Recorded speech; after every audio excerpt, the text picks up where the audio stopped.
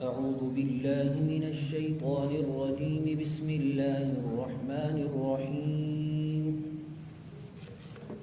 نون والقلم وما يسطرون ما أنت بنعمة ربك بمجنون وإن لك لأجرا غير ممنون وإنك لعلى خلق عظيم فستبصر ويبصرون بأيكم المفتون إن ربك هو أعلم بمن ضل عن سبيله وهو أعلم بالمهتدين صدق اللہ العظیم۔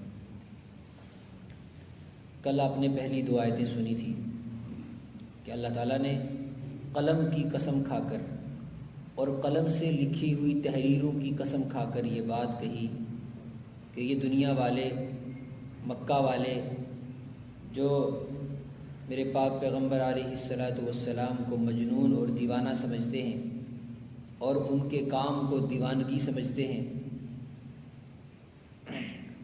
تو اے میرے پاک پیغمبر علیہ السلام، اللہ کی ذات اس بات کی گواہی دیتی ہے کہ آپ مجنون اور دیوانے نہیں ہیں۔ دراصل یہ آپ کو کوئی انفارمیشن نہیں دی جا رہی کہ آپ دیوانے نہیں ہیں، یہ ایک طرح کی تسلی ہے کہ لوگوں کی باتوں سے دلگیر نہ ہوں، غمگین نہ ہوں۔ جب اپنے آپ کو کسی بات پر دکھ پہنچاتے ہیں یا دکھ بھری بات کہتے ہیں تو یہ تکلیف دہ ہے، خاص کر جب اپنے قریبی تکلیف پہنچائیں، اور خاص کر تب جب وہ انسان خود ان کے فائدے کی بات کر رہا ہو۔ تو ایک طرح کی آپ کو تسلی دی گئی، اور تسلی دلیل کی روشنی میں دی گئی، اور دلیل یہ دی گئی کہ قلم کے اندر لکھی ہوئی تحریریں، جتنے بھی علمی ذخیرے ہیں یا آسمانی کتابیں ہیں یا تقدیر میں لکھی ہوئی اللہ کی طرف سے تحریریں ہیں، وہ اس بات کی گواہ ہیں کہ رسول پاک صلی اللہ علیہ وسلم، محمد عربی صلی اللہ علیہ وسلم وہ محسن انسانیت ہے، اور جو محسن انسانیت ہو اس کو لوگ دیوانہ کیسے کہہ سکتے ہیں؟ وہ تفصیل سے اگلے دو جملوں میں باتیں آ رہی ہیں۔ اتنا ہی نہیں بلکہ اگلی آیت میں فرمایا وَإِنَّ لَكَ لَأَجْرًا غَيْرَ مَمْنُونَ، آپ کے لیے، بے شک آپ کے لیے، اجرن، ایسا اجر ہے، غیر ممنون، جو کبھی ختم نہیں ہوگا۔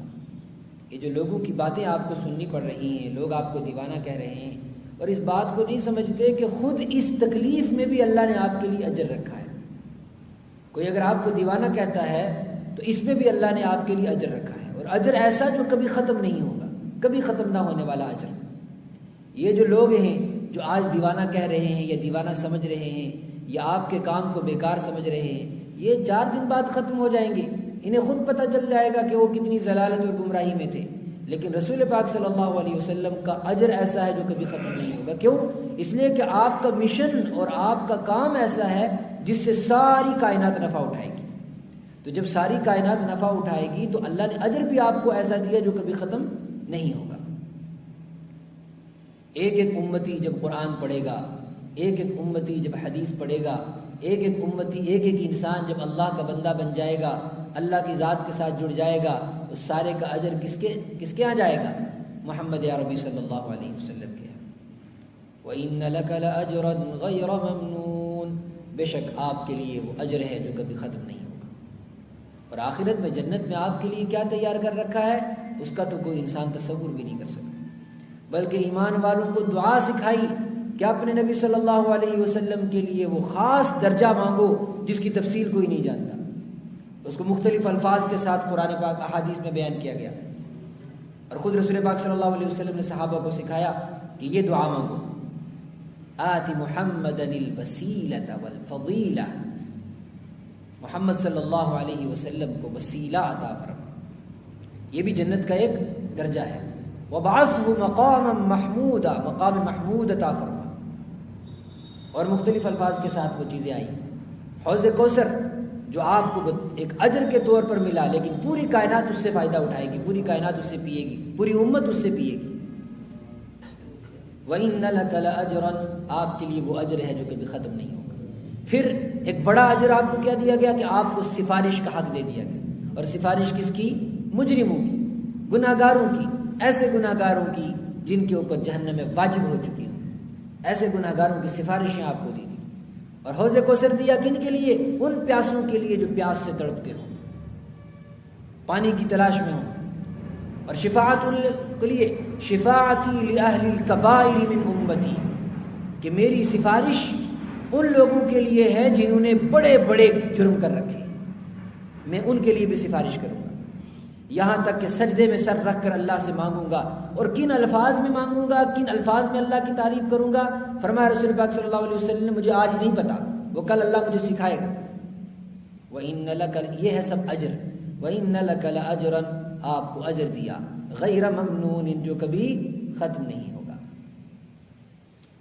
فرمایا رسول پاک صلی اللہ علیہ وسلم نے کہ مجھے دو چیزوں میں اختیار دیا گیا، ایک تو یہ کہ میری آدھی امت جنت میں چلی جائے اور باقی آدھی کا اللہ محافظ، یا پھر یہ اختیار دیا گیا کہ آپ کو سفارش کا حق دیا جائے، کہ جس کی سفارش آپ کریں گے اور پھر اللہ اس کی سفارش قبول کرے گا تو وہ جنت میں جائے گا۔ تو آپ نے فرمایا میں نے سفارش کو اختیار کیا، میں نے آدھی امت کو اختیار نہیں کیا، اس تڑپ میں کہ سفارش سے شاید آدھی سے زیادہ چلی جائے، میں نے سفارش کو اختیار کیا، میں نے اس آپشن کو اختیار نہیں کیا کہ آدھی امت کو میں لے کے چلا جاؤں اور آدھی بس جو ہے جہنم کے رحم و کرم پر ہو جائے، سفارش کو اختیار کیا گیا۔ وَإِنَّ لَكَ لَأَجْرًا غَيْرَ مَمْنُونٍ، اگلی آیت، وَإِنَّكَ لَعَلَىٰ خُلُقٍ عَظِيمٍ، اور بے شک آپ عظیم اخلاق پر فائز ہیں۔ یہ پیچھے والی بات کی دلیل ہے کہ کیوں کہہ رہے ہیں اللہ، کیوں گواہی دے رہے ہیں کہ آپ مجنون نہیں؟ اللہ نے فرمایا کہ ان پاگلوں کو، دنیا کے بیوقوفوں کو یہ بات سمجھ نہیں آتی کہ وہ انسان جو اخلاق کے اتنے بڑے بلند معیار پر ہو کہ اللہ کی ذات خود یہ بات کہے کہ آپ عظیم اخلاق پر ہیں، وہ انسان دیوانہ کیسے ہو سکتا ہے؟ وہ انسان پاگل کیسے ہو سکتا ہے؟ وہ انسان جو ہے بیکار کی باتیں کیسے کر سکتا ہے؟ وَإِنَّكَ لَعَلَىٰ خُلُقٍ عَظِيمٍ، اور بے شک ہے میرے محبوب آپ تو بلند اخلاق پر ہیں، پاگلوں کی باتوں سے کوئی فرق پڑنے والا نہیں۔ یہ بیوقوف ہیں، 4 دن بات کریں گے اور اس کے بعد پھر اپنی عقل پہ خود ماتم کریں گے، خود افسوس کریں گے کہ وہ کیا کرتے رہے ہیں۔ وَإِنَّكَ لَعَلَىٰ خُلُقٍ عَظِيمٍ، لیکن آپ کا رب اس بات کی گواہی دیتا ہے کہ آپ عظیم اخلاق پر ہیں۔ اگر کوئی دنیا کا بڑا آدمی تعریف کرے تو سامنے والے کے بگڑنے کا اندیشہ ہے، سامنے والے کے بگڑنے کا اندیشہ ہے، اسی لیے رسول پاک صلی اللہ علیہ وسلم نے بھی منہ پر تعریف کرنے سے منع فرمایا، اور سخت وعیدیں بھی ہیں کہ کسی کے منہ پر اس کی تعریف نہ کی جائے۔ کیوں؟ اس لیے کہ وہ آدمی اگر اچھا بھی ہوگا تو اس کے بگڑنے کا اندیشہ ہے، تکبر آ جائے گا اور اس کے اندر اپنا عجب، خود پسندی آ جائے گی، کسی اور بیماری کا شکار ہو جائے گا، اس لیے منع فرمایا۔ لیکن اللہ کے رسول صلی اللہ علیہ وسلم کی ذات اخلاق کے کتنے بلند معیار پر ہیں کہ اس کائنات کا بنانے والا ان کی تعریف کرتا ہے اور آپ کو اس سے کوئی فرق نہیں پڑنے کا مطلب آپ اس کی وجہ سے کسی دوسری بیماری کے شکار نہیں ہوتے، تحمل کے ساتھ، اطمینان کے ساتھ ان باتوں کو برداشت، ان باتوں کا تحمل کرتے ہیں، اس تعریف کو اپنے اندر لیتے ہیں، اللہ کے اس پیغام کو، اللہ کے اس انعام کو اڈاپٹ کرتے ہیں، لیکن آپ کی ذات کے اندر کوئی تبدیلی نہیں آتی۔ تبدیلی آنے کا مطلب کیا ہوا؟ یعنی کہ آپ نے پھر امتیوں کے اوپر اپنا فخر جتانا شروع کر دیا ہو، یا آپ نے جو ہے اپنا دبدبہ دکھانا شروع کر دیا ہو، ایسا نہیں۔ جتنا اللہ نے آپ کو بلند اخلاق پر رکھا اتنا ہی آپ کے اندر تواضع اور انکساری عاجزی آتی گئی۔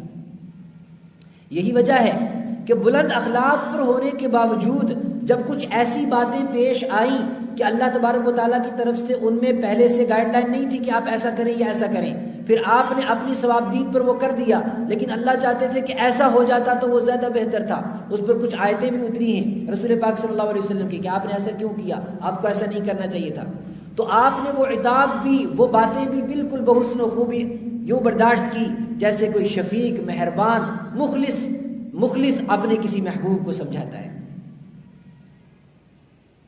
اور قرآن پاک نے بھی وہ باتیں اسی انداز سے آپ کو سمجھائی، جیسے وہ اندھے کا واقعہ کہ جب وہ آئے آپ کے پاس، آپ نے چاہا کہ یہ اس وقت چلے جائیں اور مکہ کے بڑے بڑے لوگ بیٹھے ہیں، وہ دین کی باتیں سن لیں، اللہ کی طرف سے آیتیں اتری. عبس وتولی ان جاءہ الاعمی وما يدریک لعلہ یزکیٰ. آپ کو کیا پتا وہ کس نیت کے ساتھ آیا تھا، آپ کو کیا پتا وہ دل کے اندر کیا جذبہ لے کر آیا تھا. وما يدریک لعلہ یزکیٰ.